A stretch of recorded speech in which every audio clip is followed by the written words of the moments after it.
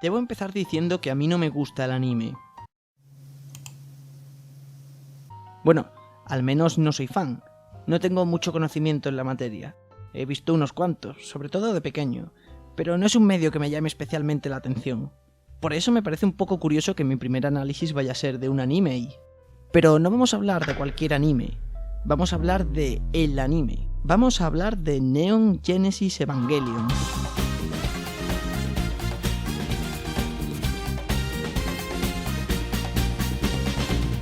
A ver, yo me hago la picha un lío a la hora de decir Evangelion, porque no sé si decir Evangelion o Evangelion. Pero dado que el título está en inglés, diré Evangelion. Lo digo porque no quiero comentarios diciendo que se dice Evangelion ni pollas así. Porque decir Neon Genesis Evangelion tampoco tiene mucho sentido.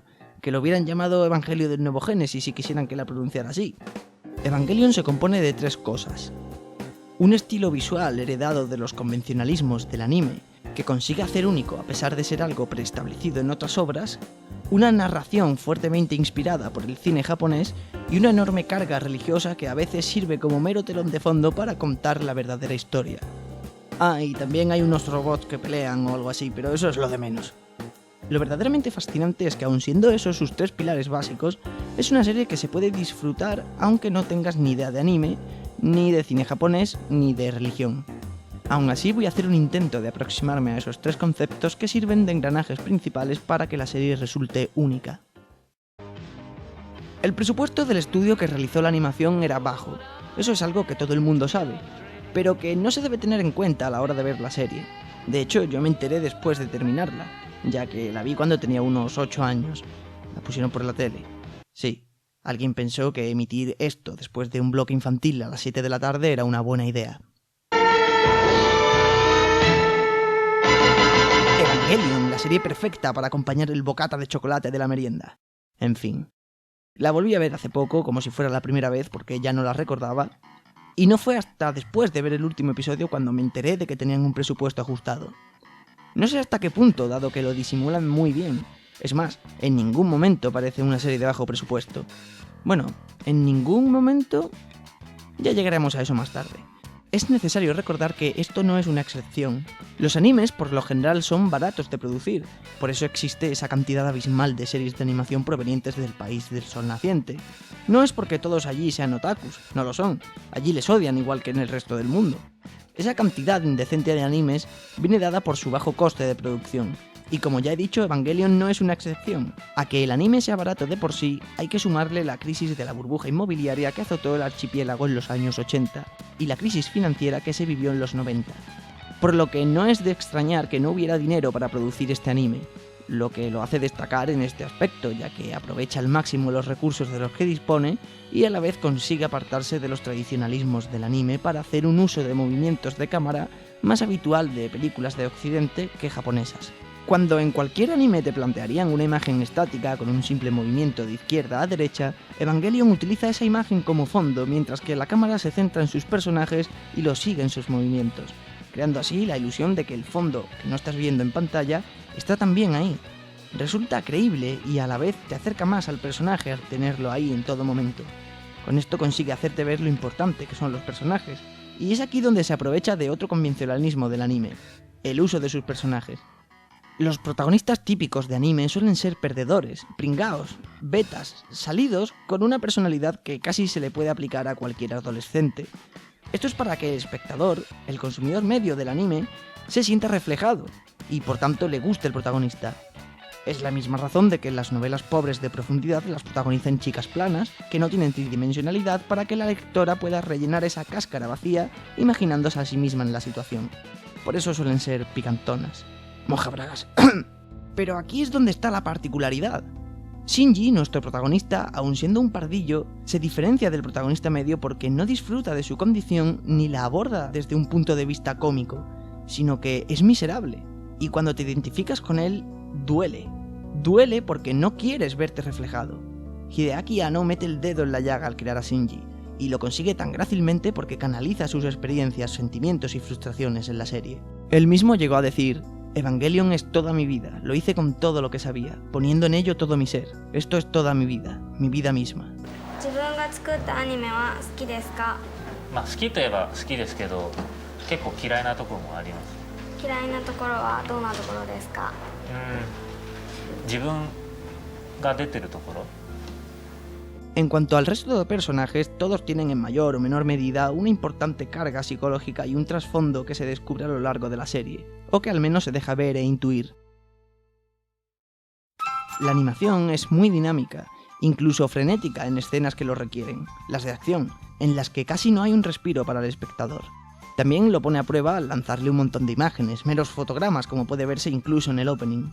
En contrapunto tenemos esas largas pausas que pueden llegar al minuto en las que no hay casi ningún movimiento, con un diálogo muy calmado, mínimo o inexistente. Estos momentos de tranquilidad, que rara vez son un respiro paradójicamente, puesto que suelen estar llenos de tensión, pueden hacerse largos, pesados o aburridos si no estás acostumbrado a este tipo de cosas. A mí se me hicieron muy amenos porque son necesarios y entiendo que tienen que estar ahí, pero la gente a la que no le gustó esto lo achaca de nuevo a la falta de dinero. Sin duda, fueron propiciados por este motivo, pero su razón de ser es otra muy distinta, y con esto entramos en el segundo aspecto que he mencionado antes: la narrativa. Uno de los maestros del cine es el referente principal del cine japonés, Akira Kurosawa. Él creó lo que hoy se conocen como pausas japonesas. El ritmo de sus películas es extremadamente lento, con pausas larguísimas en silencio o sin apenas diálogo. Sobra decir que Kurosawa no tenía problemas con el presupuesto. De hecho, la productora de Los 7 Samuráis se volcó con el proyecto y llegó a alcanzar los $500.000 estadounidenses, que en 1954 eran muchísimo dinero. Algo característico de Kurosawa es el uso de la profundidad de campo y el mantener a más de un personaje en el cuadro en vez de cortar para ver la reacción de cada uno. Con ello consigue que sean tus ojos los que se muevan por el fotograma. Al no estar la vista limitada en un personaje, tus ojos se mueven por la pantalla para ver todo lo que ocurre. Como ocurre en Evangelion cuando hay una conversación y ambos personajes aparecen en el plano. Kurosawa también utiliza formas geométricas a la hora de contar sus historias, triángulos por ejemplo en Los canallas duermen en paz o en La fortaleza perdida.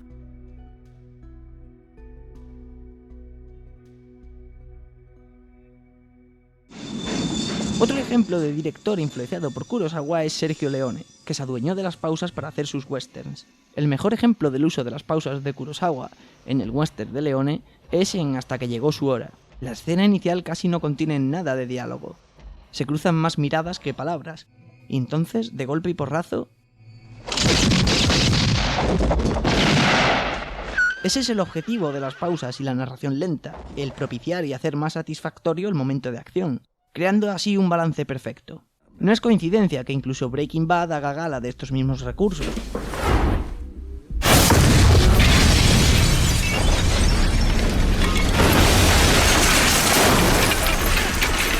Y en Evangelion también se pasa de 0 a 100 en menos de un segundo. Seguro que todos recordáis el final del episodio 24. No me digáis que no es satisfactorio. Hablando, por cierto, del episodio 24, he leído en rankings y sitios de internet que está considerado el mejor capítulo de anime de la historia. Y sí, es un buen capítulo, es un capítulo magnífico. Pero lo que no me trago es que Kaworu sea el personaje favorito de los fans. Nos han presentado y desarrollado el psique de los protagonistas durante 24 capítulos. Los hemos podido comprender, entender por qué actúan como actúan. Y el personaje que más gusta al fandom es el que aparece en el capítulo 24 de 26. Desde luego los fans se merecían un final decepcionante. En realidad tiene sentido, ya que Kaworu es la antítesis completa de Shinji, es todo lo que a él le gustaría ser, y claro, el espectador comprende que si el protagonista es un pringao, su opuesto debe de ser el tío que más mole. No hacen falta más capítulos para entender a Kaworu, porque ya lo conocemos, es Shinji solo que he dado la vuelta.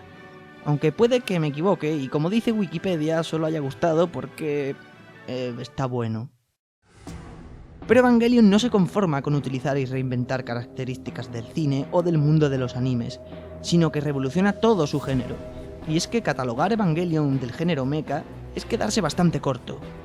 Los precedentes de este tipo de historias con robots tripulados pueden encontrarse en La Guerra de los Mundos de H.G. Wells. En 1972 nace el anime más conocido del subgénero de mechas, Mazinger Z. El cine y la literatura japonesa están plagadas de historias de samuráis, pero en la década de los 70 empiezan a abrirse camino las historias psicológicas, extrañas, plagadas de dobles sentidos, alegorías y metáforas demasiado sutiles. En 1976 se estrena El Imperio de los Sentidos, obra más representativa de este tipo de historias. Evangelion, años más tarde, partirá de las bases del anime de robots que pelean, mezclado con los elementos psicológicos de películas como El Imperio de los Sentidos. Comic Buyer's Guide sentenció que decir que Evangelion es una serie de mecha es como decir que Twin Peaks es una serie de policías. Y es que hay similitudes entre ambas series. Son de corta duración, empiezan con una historia simple que va complicándose y profundizando en la psicología de sus personajes, confundió a sus fans, hicieron una película después para compensarlos por el final, etc.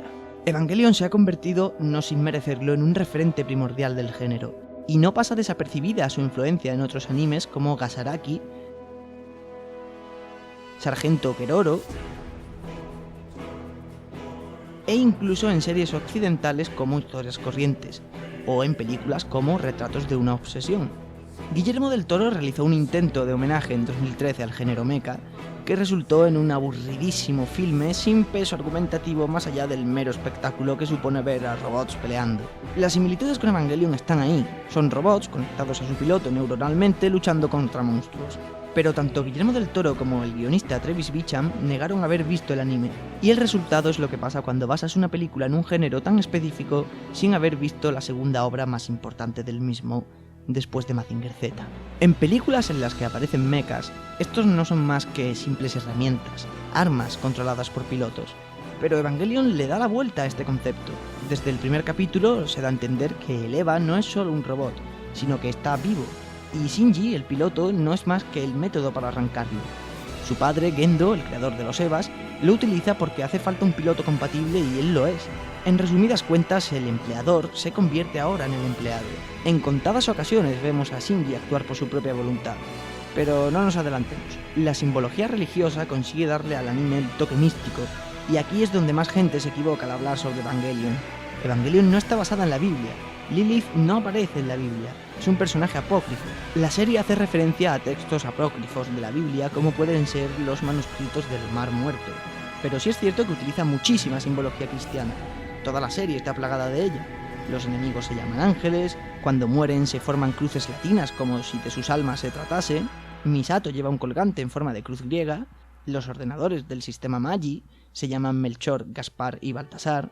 El concepto de Dios y de cómo el hombre intenta emularlo es muy interesante. Incluso el mismo nombre de la serie es algo judeocristiano. Los evangelios son los escritos de los cristianos para recoger la palabra de Jesucristo, y el Génesis es el primer libro de la Torá y de la Biblia, en el cual se explica la creación del mundo, de la vida. Y eso es lo que cuenta la serie, el intento por medio de intervención divina de hacer un nuevo comienzo y el esfuerzo humano por evitarlo, o de propiciarlo en el caso de Sil para forzar la evolución humana, o por motivos más egoístas como el del propio Gendo, que solo quiere provocar el tercer impacto para reunirse con su difunta esposa. El tercer impacto sería el último cataclismo que acabaría con la especie humana, convirtiéndolos en caldo primordial de la vida. A este fenómeno también lo llaman proceso de complementación humana, porque elimina las barreras físicas de los individuos y une sus mentes en una enorme masa de LCL, el líquido en el que los pilotos se sincronizan con los Evas. Este concepto proviene de otra religión importante en Japón, el budismo. El mar de LCL sería el nirvana, donde no hay tierra, ni agua, ni aire, ni luz, ni espacio, ni límites, ni tiempo, ni ningún tipo de ser, ni ideas, ni falta de ideas, ni este mundo, ni aquel mundo. No hay un levantarse ni un fenecer, ni muerte, ni causa, ni efecto, ni cambio, ni detenimiento. Pero al final de The End of Evangelion, Shinji tiene por vez primera poder de elección, y elige que esto no ocurra, que cada ser recupere su forma física, privando así a la humanidad del nirvana. Quizás por eso Asuka diga ¡qué asco! Cuando acaba la película. O quizá también porque Shinji acaba de mancillarla mientras dormía, haciendo referencia a la escena del hospital que todo el mundo recuerda por los motivos que no debería ser recordada.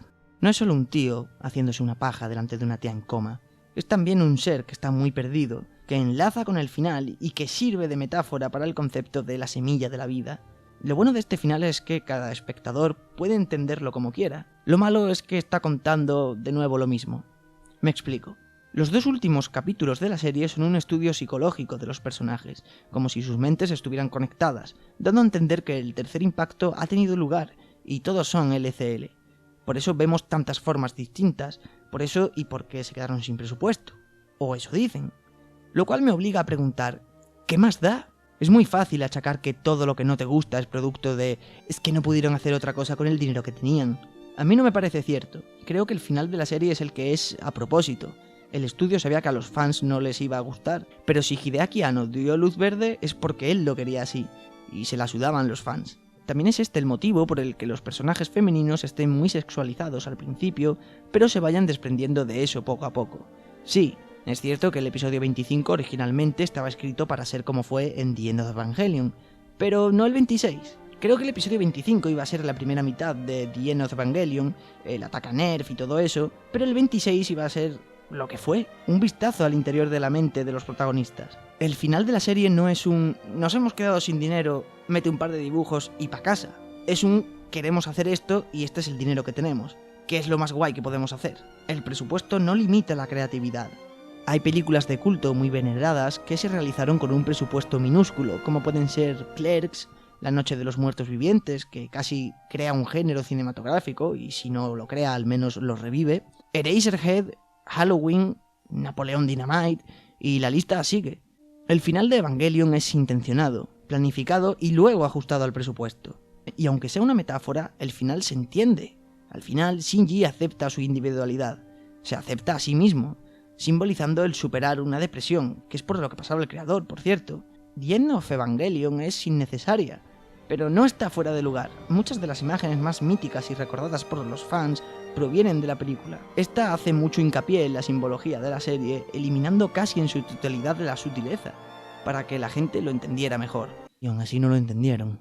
Con planos de detalle fuera de lugar o añadiendo música específica para dejar claras las intenciones.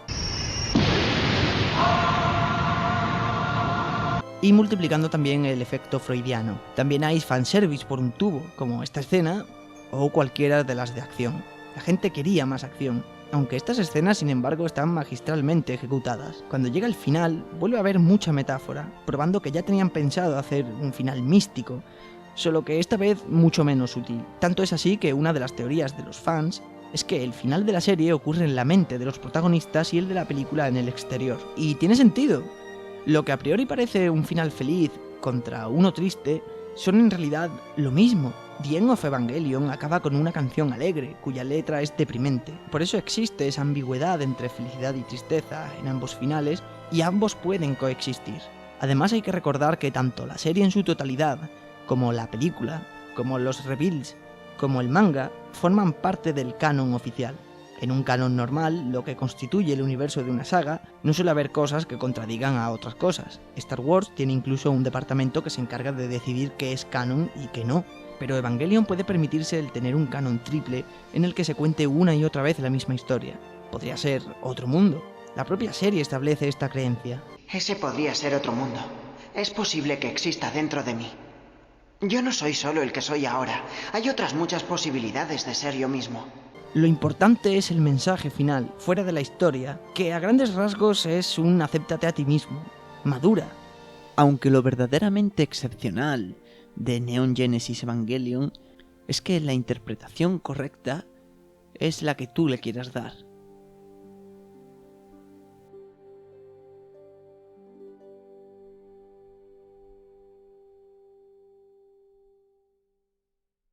Pero ¿cómo puedes decir eso tú que solo has visto la serie para poder decir que el final original se entiende y es mejor?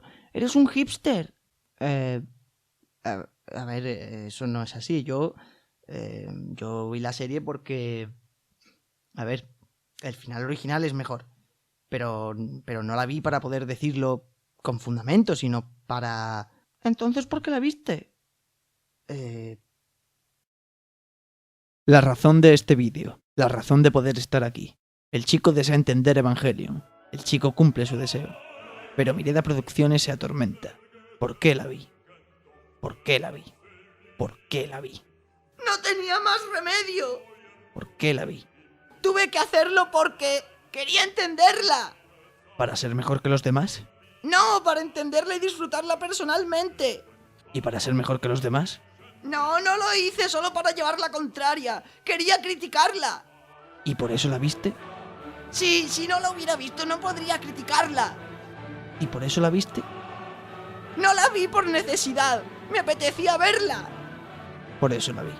No soy un hipster. Por eso la vi. No soy un hipster. Por eso la vi. ¡No soy un hipster! ¿De qué tienes miedo? ¿De qué? ¿De qué tienes miedo? De que me llamen hipster. Eso es. Vi la serie solo para poder llevar la contraria. Quería que me gustara el final. Y me gustó. ¿Por qué subes vídeos? Por mis subs. ¿Por eso subes vídeos? Para que mis subs me den likes. Me gusta compartir mis pensamientos y ver que hay gente que coincide conmigo. De eso se tratan mis críticas. No de dar una opinión contraria, sino de dar la mía propia, por distinta que sea la opinión general, y así hacer que otros se sientan identificados, aunque sean una minoría. Eso es. Yo soy yo, y ningún youtuber tiene que decirme qué pensar. Felicidades. Gracias por ver mis vídeos, dadme 5 estrellas, y a todos vosotros, felicidades.